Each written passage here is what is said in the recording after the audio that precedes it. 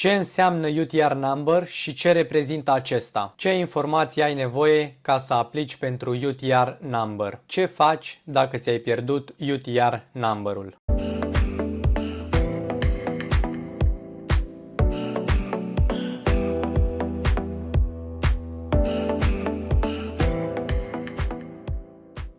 Salutare și bine v-am găsit la un nou tutorial Self-Employed.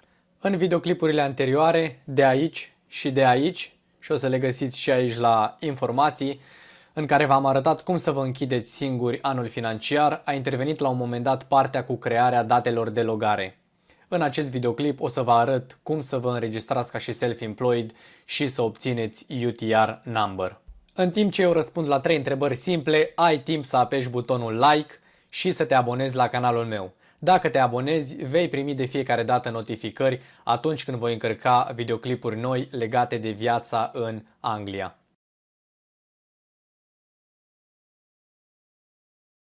Ce înseamnă UTR number și ce reprezintă acesta?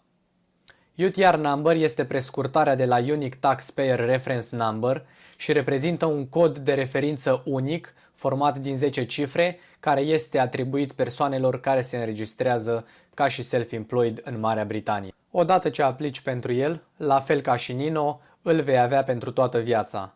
A avea UTR number în Anglia este același lucru cu PFA-ul în România. Ce informații ai nevoie ca să aplici pentru UTR number?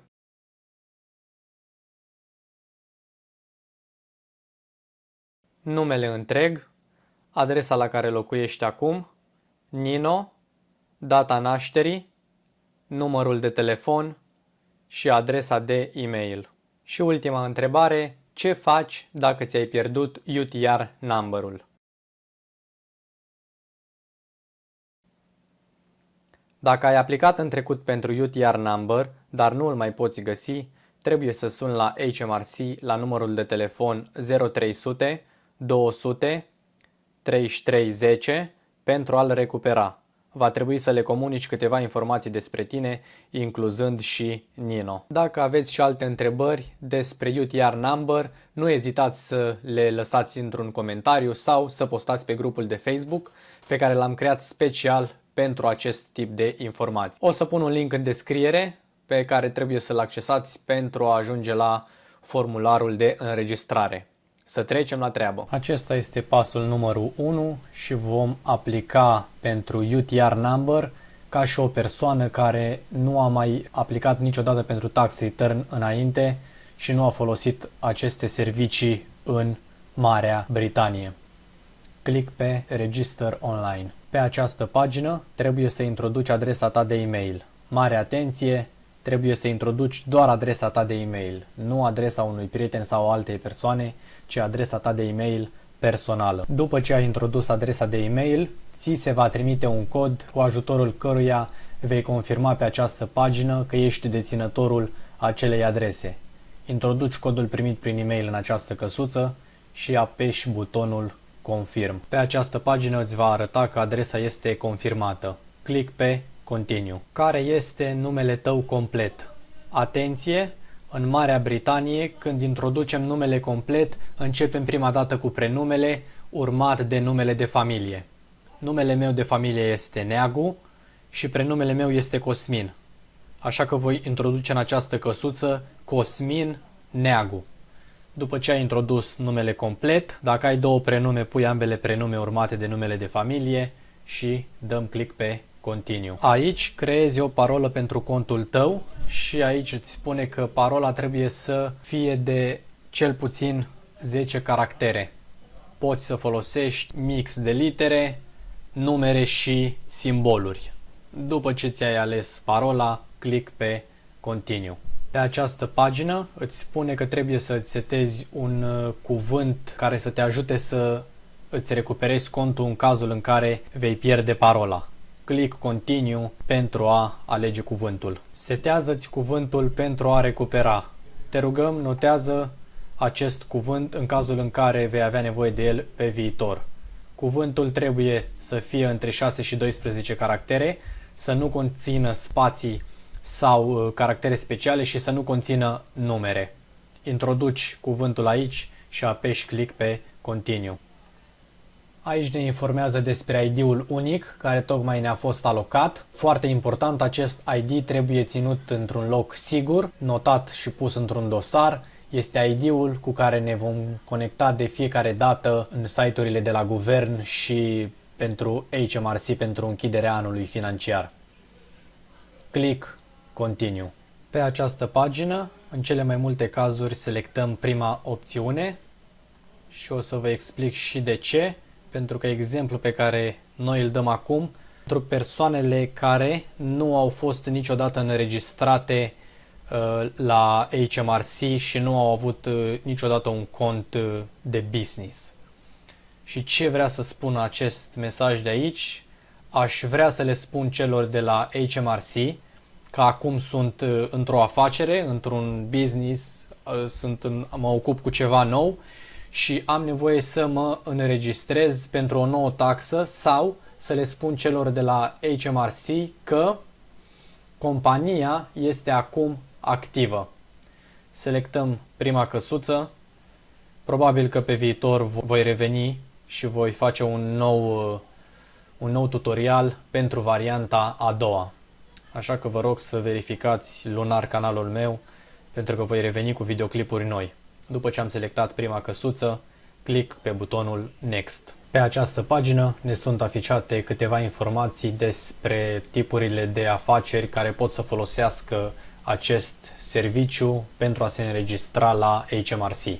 Puteți să traduceți voi această pagină și după ce ați citit tot, dăm click pe Next. Pe această pagină ne sunt afișate câteva informații despre persoanele care nu pot să folosească acest serviciu și să se înregistreze la HMRC și ca exemplu putem să luăm acest mesaj care spune că nu poți să folosești acest serviciu dacă HMRC ți-a oferit deja un cod UTR. Poți să traduci acest text cu Google Translate și apoi dă click pe Next. Din nou pe această pagină avem un text informativ, vă recomand să-l traduceți cu Google Translate și dăm click pe Next. Pe această pagină selectăm tipul de taxe pe care vrem să le plătim. Noi vom selecta doar căsuța de la Self-Assessment. Corporation Tax nu se aplică pentru înregistrarea la Self-Assessment Tax Return.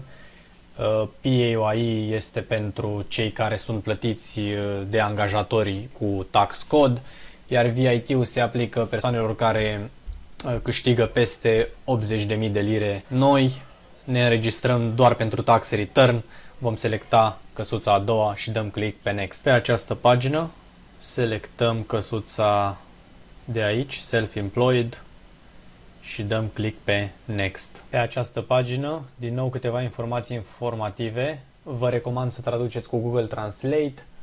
Vă spune și că aveți venitul din Self-Employment de 1000 de lire sau mai puțin, s-ar putea să nu aveți nevoie să vă înregistrați ca și Self-Employed.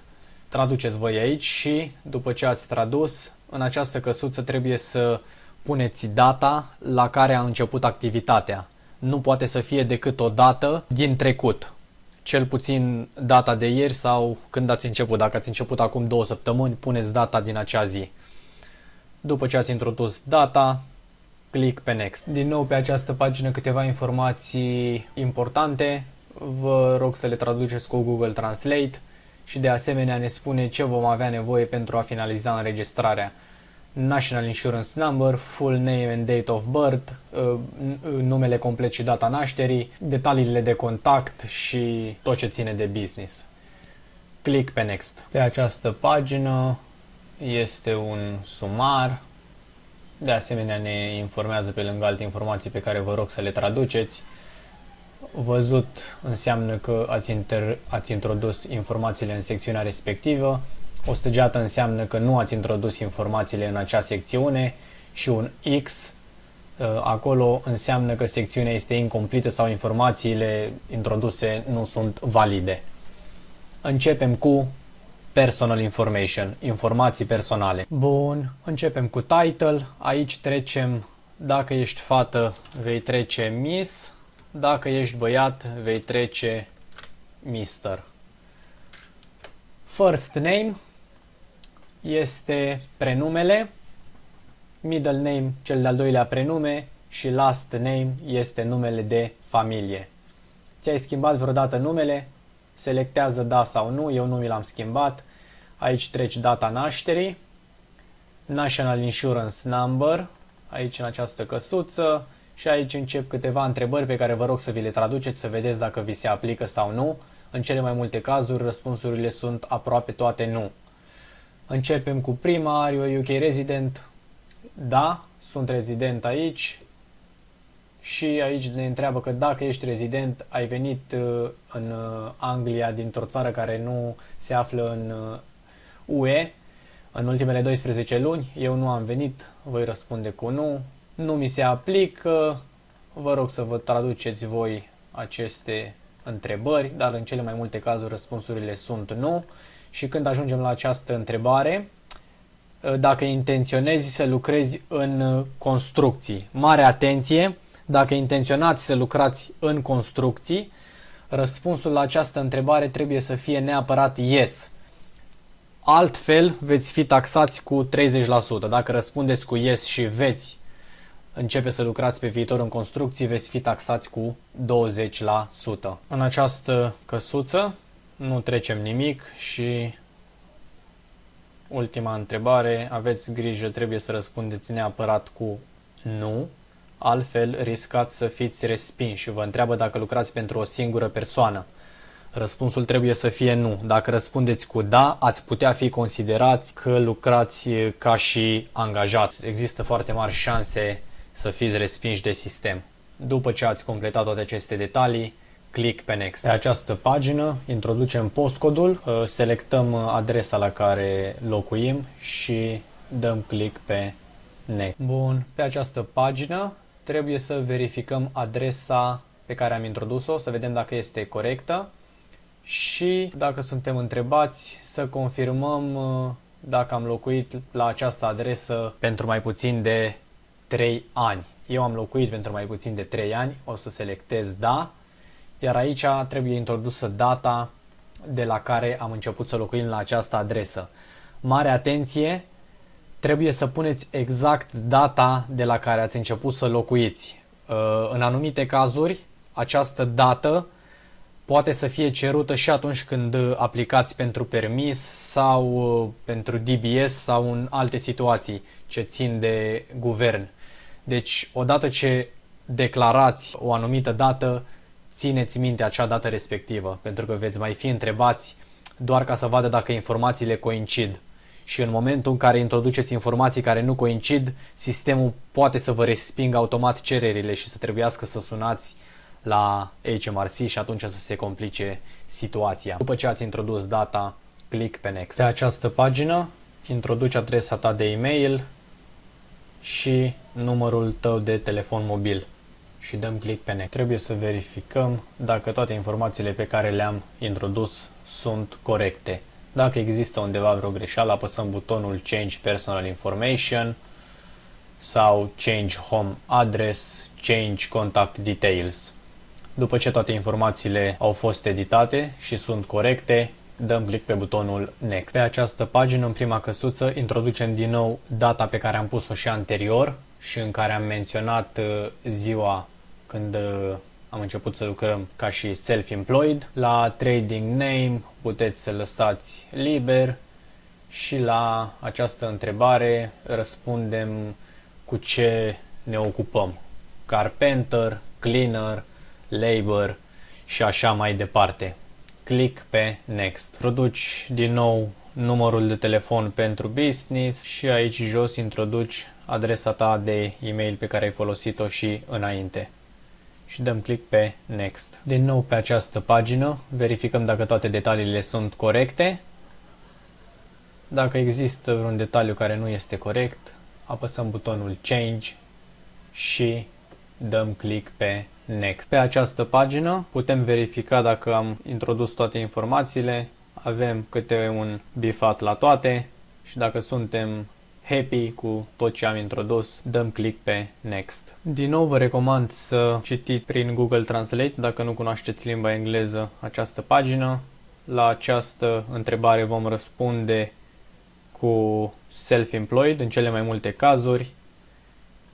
Bifăm această căsuță prin care declarăm că informațiile pe care le-am introdus sunt pline de acuratețe și completate prin cele mai bune cunoștințe ale noastre. După ce am bifat căsuța, click pe Next. Pentru a finaliza cererea, trebuie să introducem din nou datele pe care adineauri le-am primit, ID-ul pe care l-am primit și parola pe care am ales-o. Aceasta este confirmarea că aplicația noastră a fost finalizată cu succes, data la care a fost trimisă și ora și un număr de referință pe care trebuie să îl salvați. După ce ai finalizat cererea, vei primi acasă prin poștă UTR number-ul în aproximativ 10 zile. Cam atât și pentru astăzi. Dacă ți-a plăcut acest videoclip, nu uita să apeși butonul like. Îți urez mult succes în tot ceea ce faci și nu uita să zâmbești.